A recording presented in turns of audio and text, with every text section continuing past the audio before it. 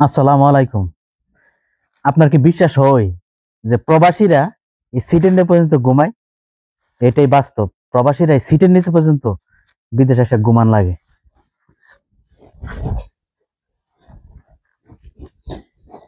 উপর একজন থাকে, মধ্যে একজন থাকে, নিচেও একজন থাকে।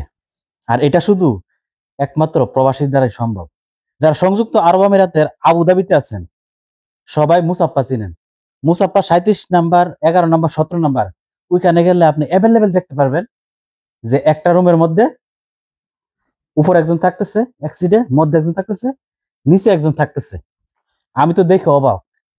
যখন জিজ্ঞেস করলাম যে এটার কারণটা কি, সব জায়গাতে থাকে হয়েছে একজন দুইজন, এখানে কিসের জন্য তিনজন। তখন বলতেছে যে অত বড় রুম হইব না, রুম আরো ছোট ওই জায়গাতে। একটা রুমের রেন্ট হইতেছে যেটাকে ভাড়া 2000 দিরহাম।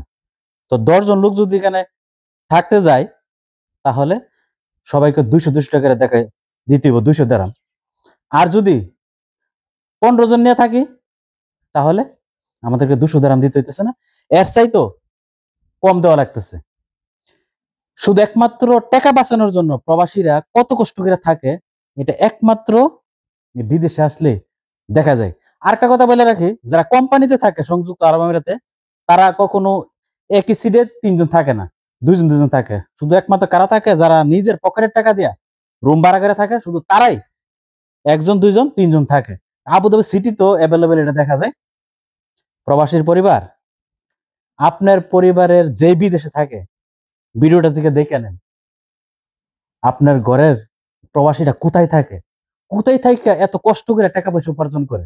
আর ওই কষ্টের টাকা কিন্তু বিশ্বাস করে আপনাদের কাছে দেই। আর আমার একটা অনুরোধ থাকবো, ওই প্রবাসীর টাকা কখনো খেয়ানত করেন না, তাদেরকে কোনোদিনও ঠকায়েন না।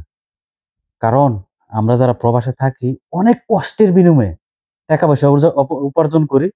এক থাকা তো আমরা কষ্ট করি, খানা দানাতে গেলেও হিসাব করি, সবকিছুতে কাপড় চোপড় কিনতে গেলে আমরা হিসাব করি, একমাত্র কিসের জন্য? শুধু পরিবারের জন্য। আর যারাই আমার এই ভিডিওটা বিভিন্ন দেশ থেকে দেখবেন, আপনাদের যদি এমন অভিজ্ঞতা থেকে থাকে বা আপনি এই অবস্থায় থাকেন, প্লিজ আমার ভিডিও নিচে একটা কমেন্টস করেন। আর ভিডিওটা যদি ভালো লেগে থাকে, শেয়ার করবেন, যাতে বাংলাদেশের প্রবাসীর পরিবাররা দেখতে পারে, দেখে বুঝতে পারে যে আমার সন্তান, আমার স্বামী বিদেশে থেকে কত কষ্ট করে থাইকা টাকা উপার্জন করে আমাদের কাছে দেয়। সবাই ভালো থাকবেন।